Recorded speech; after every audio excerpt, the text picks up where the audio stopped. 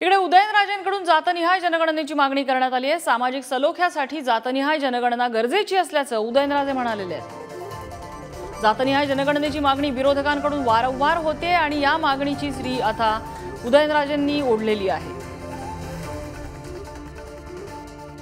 ओम देशमुख आपल्याला अपडेट देत आहेत। ओम, जातनिहाय जनगणना खरं तर विरोधकांची मागणी आहे, मात्र आता उदयनराजेंनी त्याच सुरात सूर मिसळलेले दिसत आहेत।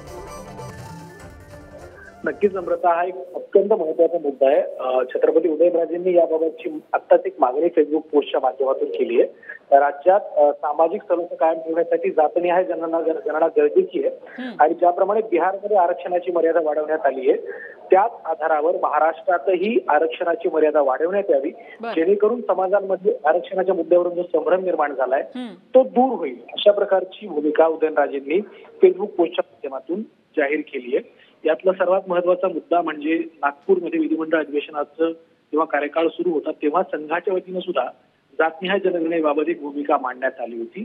त्या भूमिकेच्या पाठोपाठ लगेच भाजपचे खासदार असलेल्या छत्रपती उदयनराजेंनी अशा प्रकारे जाहीरपणे भूमिका मांडल्यानंतर आता खऱ्या अर्थानं जातनिहाय जनगणनेवरून सुद्धा नव्या राजकारणाला महाराष्ट्रात सुरुवात होऊ शकते, ज्याला सध्याची पार्श्वभूमी ही आरक्षणाच्या निमित्तानं जो सामाजिक वाद निर्माण झालाय त्याची आहे। त्यामुळे आता या मुद्द्यावर आणखीन काय राजकीय घडामोडी घडतात ते पाहावं लागेल। अगदीच ओम, धन्यवाद या सगळ्या माहितीबद्दल।